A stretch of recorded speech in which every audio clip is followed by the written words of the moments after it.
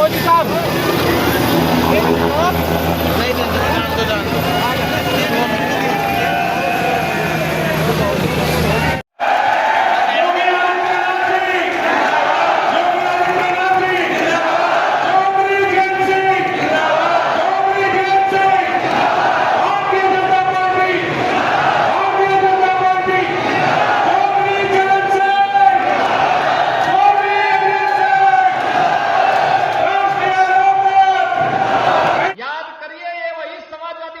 है और इनके प्रत्याशी मुजफ्फरनगर दंगे का सरगना भी तो है।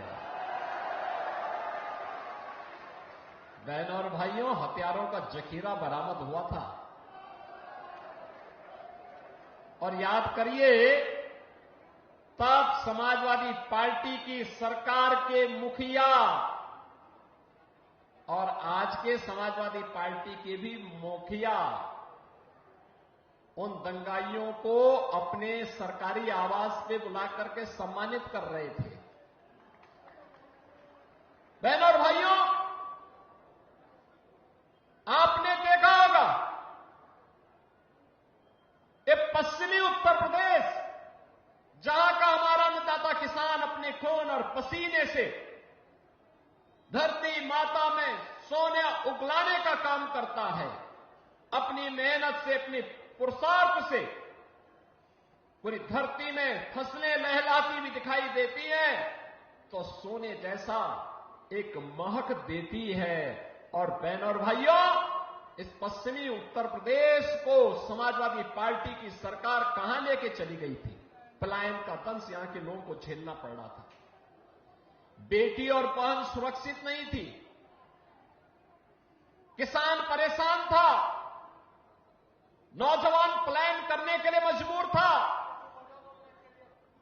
व्यापारी अपना व्यापार समेट करके उत्तर प्रदेश छोड़ने के लिए मजबूर था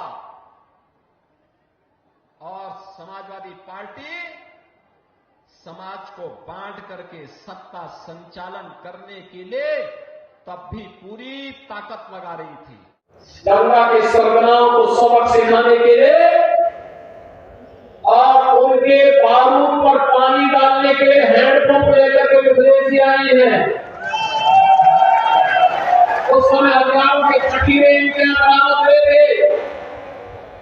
हथियारों के चकीरे को तो हम तबाह करने वाले हैं, लेकिन उस बारूद के ढेर में पहले पानी हैंडपंप का पड़ेगा और उसको पूरी तरह समाप्त करने के साथ ही यहाँ पर डबल इंजन सरकार के लिए सहयोग करने के लिए श्रीमती मिथिलेश पाल को चुनाव विजय बना करके भेजना है,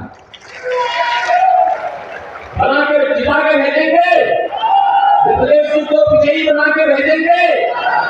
मीनापुर के घर घर तक इस संदेश को लेके जाएंगे। भाजपा और आरएलडी के सभी कार्यकर्ता घर घर जाकर के जनता जनार्दन से अपील करेंगे, बताएंगे ना कि सुरक्षा और सम्मान के लिए, विकास और विरासत के लिए भाजपा और आरएलडी आवश्यक है, बताएंगे ना।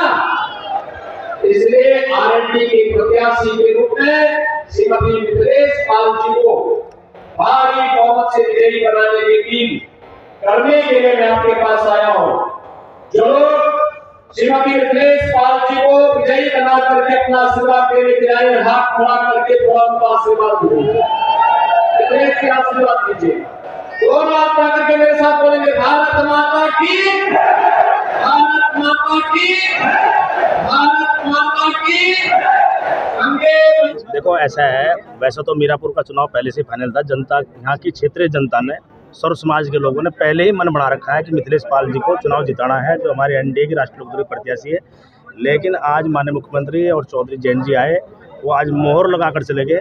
अब तो आज की सभा से तय हो गया कि हम बड़े अंतर से विधानसभा को जीतने जा रहे हैं। अच्छा, जो समाजवादी पार्टी के प्रत्याशी है उन्हें दंगे को आरोपी बताया है मुख्यमंत्री ने, अब उसमें क्या गलत है? क्या कहना तो चाहेंगे? मुकदमा कोर्ट में चल रहे भाई। मंत्री जी क्या कहेंगे जिस तरीके से मुख्यमंत्री जी ने कहा है कि जिस तरीके से उनके पास से असले बरामद हुए थे, अब देखो मेरी बात सुनो, देखो देखो बात सुनो, उसमें क्या है, देखो आप 2012 से 17 तक का समाजवादी पार्टी का इतिहास देखो, कितना प्रहार वो जनमानस पर करने का काम करते थे, कितने अत्याचार और कितनी जातियाँ आम लोगों पर होती थी, कैसे वो आज वो आरक्षण के संविधान की बात करते हैं, कैसे वो आरक्षण पर संविधान पर अपनी सरकार रहते प्रहार करते थे, ये तमाम सारी बातें सामने है। कांग्रेस और सपा में वो तलाक की भी बात कही है। अब वो हो ही लिया, बस आधिकारिक रूप से घोषणा बाकी हो ही चुका जो दिखाई पड़ रहा है, जब उन्हें सीट नहीं मिली बेचारों को, और क्या।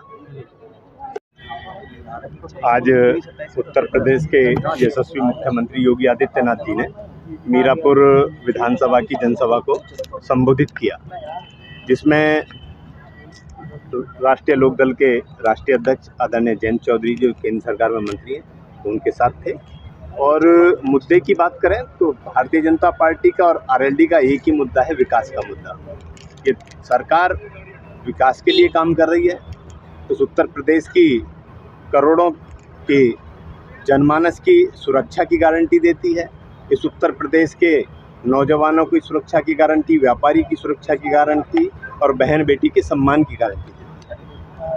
दंगे के आरोपी बताए हैं जो प्रत्याशी है समाजवादी पार्टी के, निश्चित रूप से जो दंगा हुआ था मुजफ्फरनगर का, उसके मुख्य रूप से ताना बाना बुनने वाले लोग थे।